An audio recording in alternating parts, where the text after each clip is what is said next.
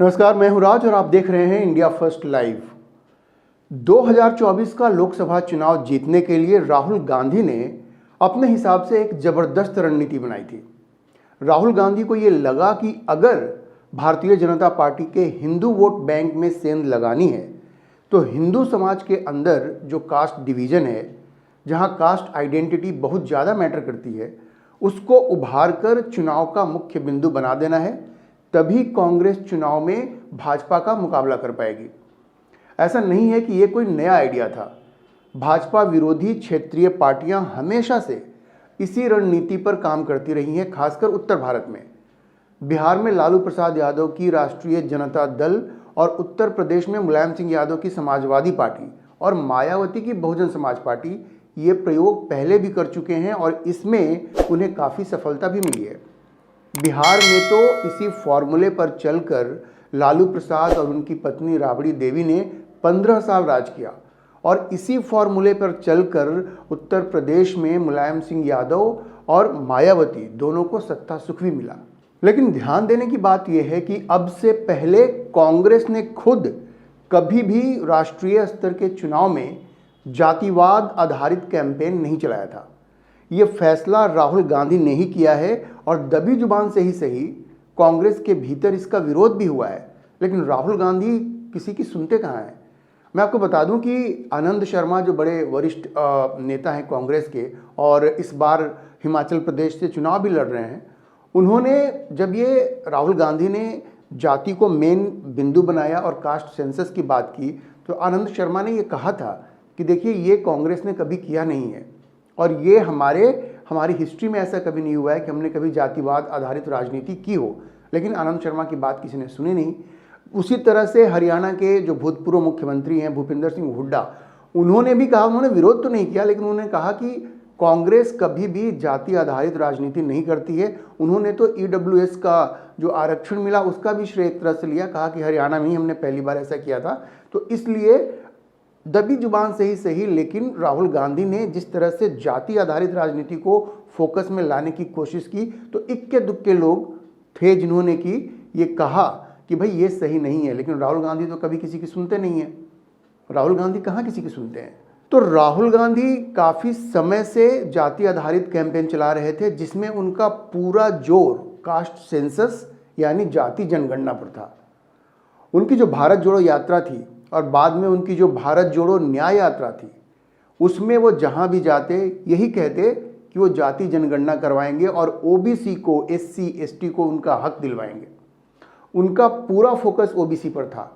किसी को भी बुलाकर पूछ लेते कौन से जाति हो, तुम्हें मालूम है तुम्हारी इतनी संख्या है, इतनी जनसंख्या है और तुम्हें तुम्हारा अधिकार नहीं मिल रहा है। मतलब जा करके हर लोगों से उनकी जाति पूछ करके, और राहुल गांधी एक तरह से इंस्टिगेट करते थे। यहाँ तक कि उन्होंने पत्रकारों को भी नहीं छोड़ा।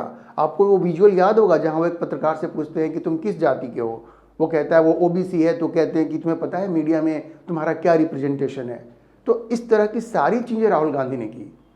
वैसे इस पर मशहूर पत्रकार दीपक चौरसिया ने हाल ही में उन्हें ये याद दिलाया कि कैसे उनके जैसे एक OBC पत्रकार को UPA सरकार ने 2004 में एक झटके में दूरदर्शन से निकाल दिया था। तब उन्हें OBC पत्रकार का ख्याल नहीं आया था। चलिए, राहुल गांधी ने यह मुद्दा भी उठाया कि केंद्र सरकार में OBC सचिवों की संख्या कितनी कम है। पिछले साल ये बात उन्होंने संसद में भी कही थी कि भारत सरकार के 90 में से सिर्फ 3 सचिव OBC हैं। उस वक्त भी भारतीय जनता पार्टी के अध्यक्ष JP नड्डा ने उन्हें याद दिलाया था कि 1992 में सुप्रीम कोर्ट ने कहा कि आप अखिल भारतीय सेवाओं में OBC को आरक्षण दें। फिर 1995-96 में OBC वर्ग सेवाओं में वे शामिल हुए। आज सचिवों के पैनल में, मतलब पिछले साल नड्डा ने कहा था कि सचिवों के पैनल में शामिल होने का कट ऑफ वर्ष 1992 है। मतलब अगले 3 साल के बाद, 95-96 से लागू हुआ, तो अगले 3 साल के बाद OBC सचिवों की रिप्रेजेंटेशन जो है वो भी आपको ज़्यादा देखने में मिलेगी। 3 साल के बाद ये सचिवों की संख्या भी बढ़नी शुरू हो जाएगी।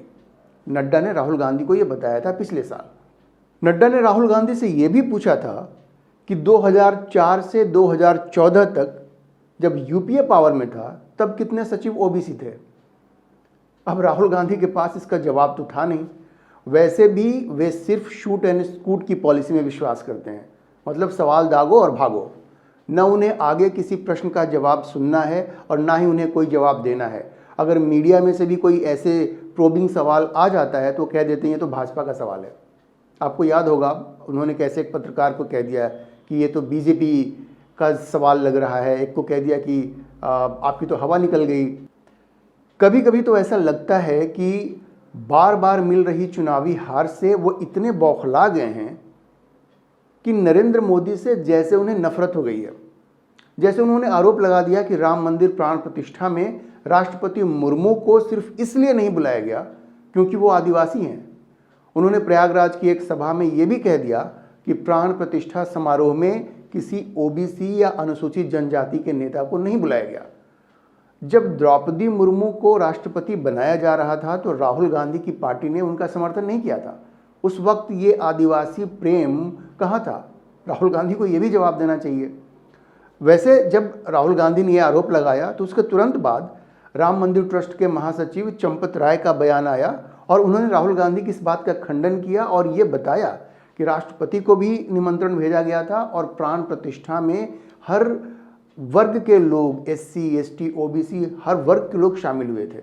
ये चंपत राय ने स्पष्टीकरण दिया राहुल गांधी के बयान के बाद।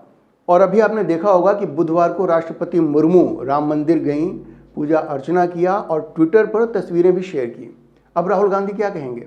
वैसे भी राम मंदिर के निर्माण के बाद, खासकर प्राण प्रतिष्ठा के बाद, भाजपा के पक्ष में देश में जो माहौल बना उसने राहुल गांधी की इस सोच को और भी मजबूत किया कि भाजपा के हिंदू वोट बैंक का मुकाबला तभी हो सकता है जब हिंदुओं को ये महसूस कराया जाए कि मूल रूप से वो अलग अलग जातियों के समूह हैं और कांग्रेस उन अलग अलग जाति समूहों को, खासकर ओबीसीज को, ज़्यादा से ज़्यादा हिस्सेदारी देगी।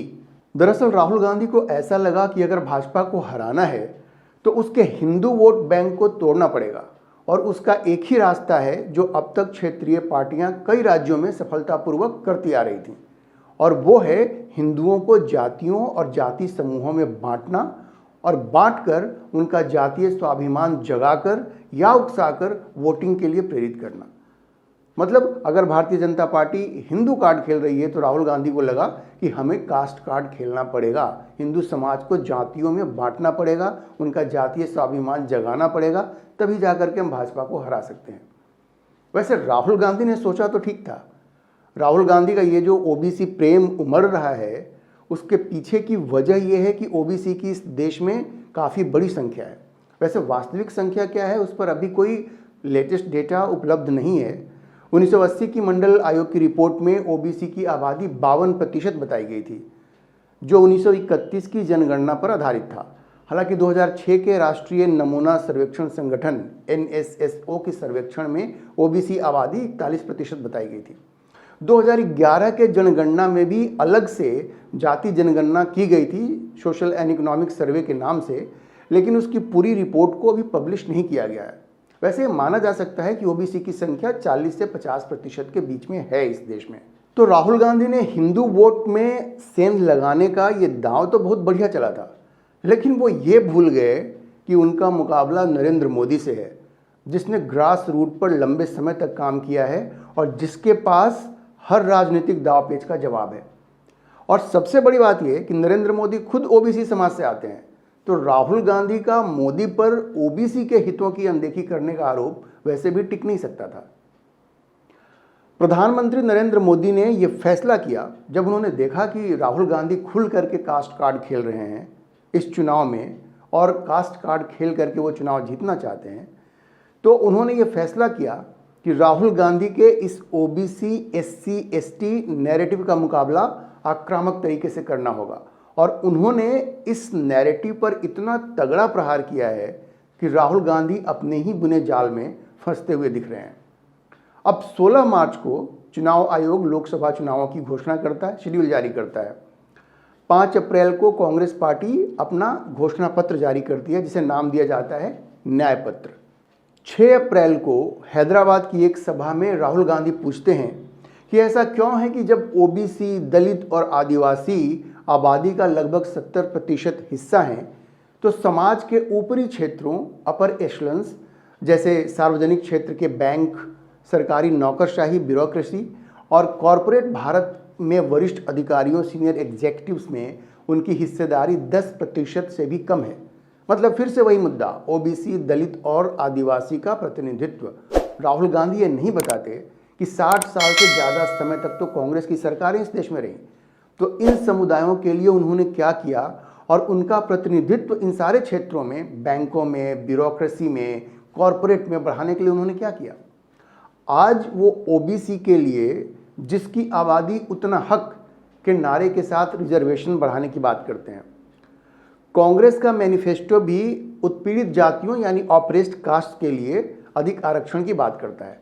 लेकिन जैसा कि प्रधानमंत्री नरेंद्र मोदी ने संसद में कहा था, भारत के प्रथम प्रधानमंत्री जवाहरलाल नेहरू ने 27 जून 1961 को तत्कालीन मुख्यमंत्रियों को लिखे एक पत्र में किसी भी तरह के रिजर्वेशन जातीय या संप्रदाय के आधार पर उसका विरोध किया था। क्या राहुल गांधी को मोदी से सवाल पूछने से पहले ये नहीं बताना चाहिए कि वो ओबीसी आरक्षण पर प्रथम प्रधानमंत्री जवाहरलाल नेहरू के विचारों से सहमत हैं कि नहीं है?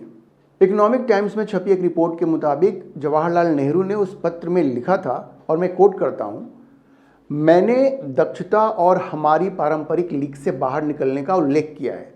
इसके लिए हमें इस जाति या उस समूह को दिए जाने वाले आरक्षण और विशेषाधिकारों की पुरानी आदत से बाहर निकलना जरूरी है। राष्ट्रीय एकता पर विचार करने के लिए हाल ही में हमारी यहाँ जो बैठक हुई, जिसमें मुख्यमंत्री मौजूद थे, उसमें कहा गया कि मदद आर्थिक आधार पर दी जानी चाहिए, न कि जाति के आधार पर। वो आगे लिखते हैं उस पत्र में, यह सच है कि हम अनुसूचित जातियों और जनजातियों की मदद के संबंध में कुछ नियमों और परंपराओं से बंधे हुए हैं। वे मदद के पात्र हैं, लेकिन फिर भी मैं किसी भी प्रकार के आरक्षण को नापसंद करता हूं, विशेषकर सेवा में। देखिए जवाहरलाल नेहरू क्या कह रहे हैं, वो कह रहे हैं कि मैं किसी भी प्रकार के आरक्षण को नापसंद करता हूं, विशेषकर सेवा में। मैं ऐसी किसी भी चीज के खिलाफ कड़ी प्रतिक्रिया व्यक्त करता हूं जो अक्षमता यानी इनएफिशिएंसी और दोयम दर्जे के मानकों यानी सेकंड रेट स्टैंडर्ड्स की ओर ले जाती है। मैं चाहता हूं कि मेरा देश हर चीज में प्रथम श्रेणी का देश बने। जिस क्षण हम दोयम दर्जे को प्रोत्साहित करते हैं, हम खो जाते हैं। अब जवाहरलाल नेहरू और आगे लिखते हैं, लेकिन अगर हम सांप्रदायिक और जातिगत आधार पर आरक्षण की व्यवस्था करते हैं तो हम प्रतिभाशाली और सक्षम लोगों को कुचल देते हैं और दूसरे दर्जे या तीसरे दर्जे के बने रह जाते हैं। ये जवाहरलाल नेहरू के शब्द हैं। आगे कहते हैं वो, मुझे यह जानकर दुख हुआ कि सांप्रदायिक विचार के आधार पर आरक्षण का यह व्यवसाय कितना आगे बढ़ गया है। और क्या कहते हैं वो आगे, वो और लिखते हैं, मुझे यह जानकर आश्चर्य हुआ कि पदोन्नति भी कभी कभी सांप्रदायिक और जातिगत विचारों पर आधारित होती है। इस रास्ते में न केवल मूर्खता है बल्कि आपदा भी है। आइए पिछड़े समूहों की हर तरह से मदद करें, लेकिन दक्षता की कीमत पर कभी नहीं। हम अपने सार्वजनिक क्षेत्र या वास्तव में किसी भी क्षेत्र को दोयम दर्जे के लोगों के साथ कैसे खड़ा करेंगे। ये जवाहरलाल नेहरू के शब्द थे उस पत्र में जो उन्होंने उस वक्त के तमाम मुख्यमंत्रियों को लिखा था।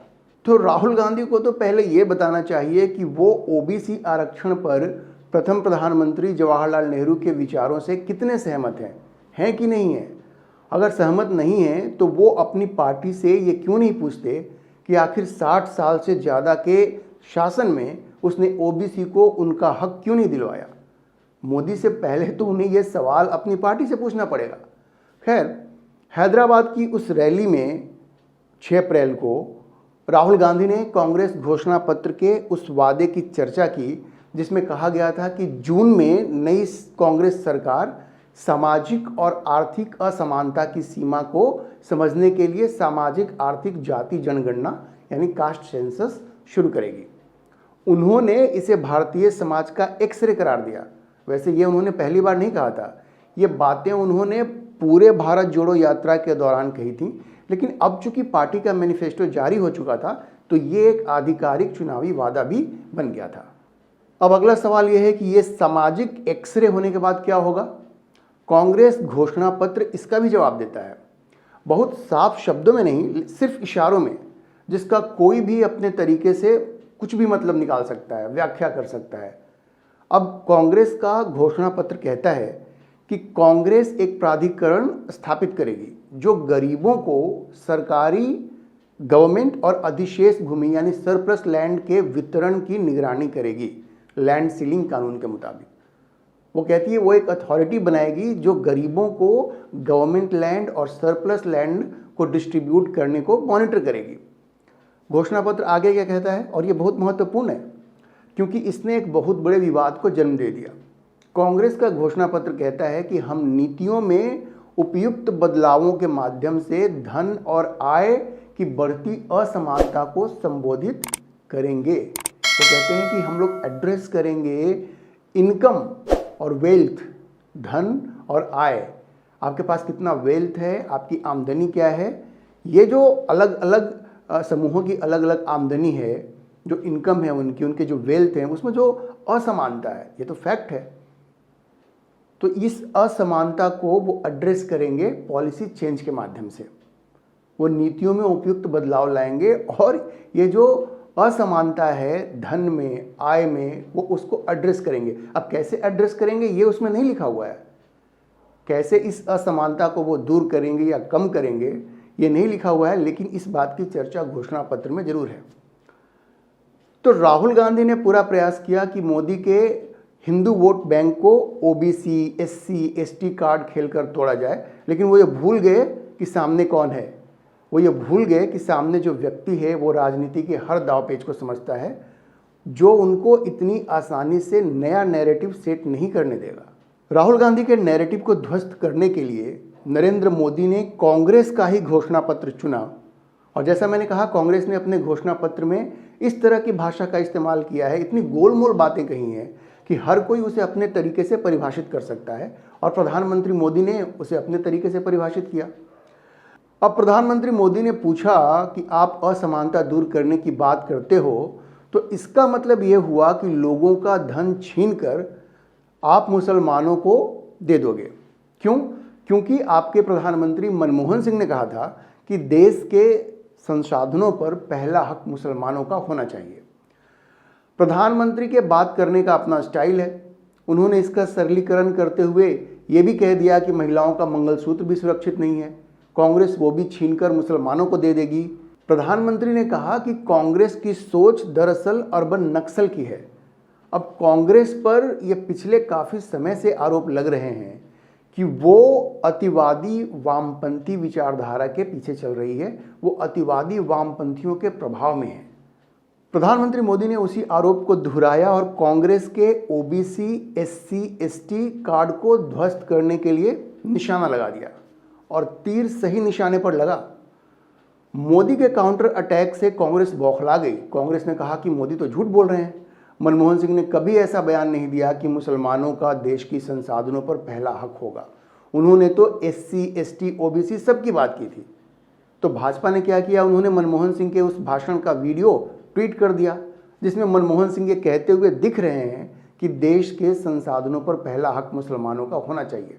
हाँ, उन्होंने अपने भाषण में वो एक कॉम्प्रिहेंसिव, बहुत बड़ा भाषण था, बहुत लंबा भाषण था, जिसमें उन्होंने बहुत सारी बातें कही थी, और उन्होंने ये जरूर कहा था कि एससी, एसटी, ओबीसी, माइनॉरिटीज, इन सबों की बात उन्होंने की थी। लेकिन उन्होंने एक जगह ये जरूर कहा था कि अल्पसंख्यकों, विशेष रूप से मुस्लिम अल्पसंख्यकों का संसाधनों पर पहला दावा होना चाहिए। ये उस भाषण में है, उसकी वीडियो आज भी मौजूद है, आप उसको देख सकते हैं।